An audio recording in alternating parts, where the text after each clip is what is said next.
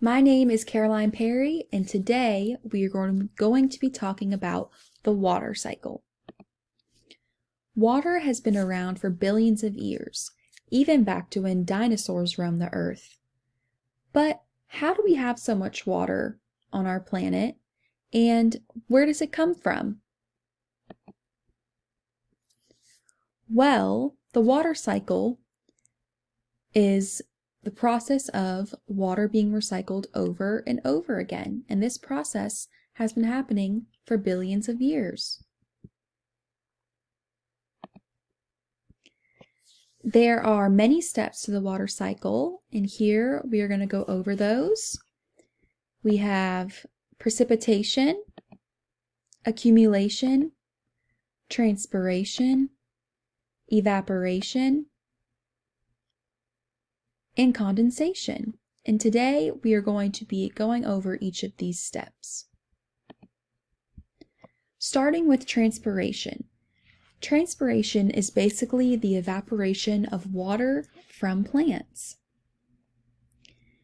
It is where moisture is carried through plants from the roots to small pores on the undersides of the leaves, where it changes to vapor and is released into the atmosphere.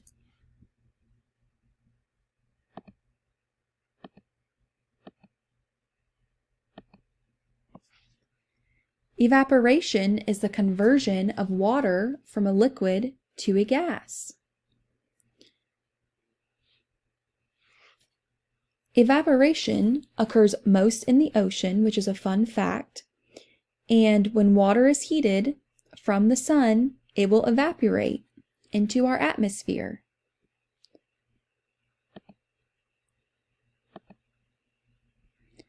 This leads to condensation, which is super important because it is responsible for the formation of the clouds. Condensation is a transformation of water vapor back into liquid water by cooling. It is the opposite of evaporation, and it happens because of temperature change.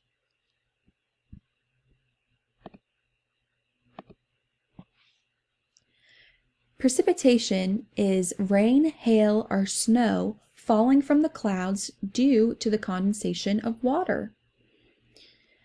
Clouds get heavy and water falls back to the earth in the form of rain, hail, sleet, or snow.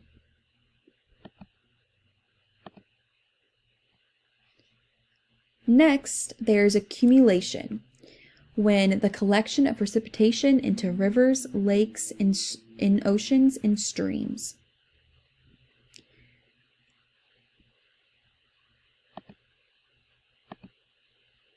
And that completes the water cycle.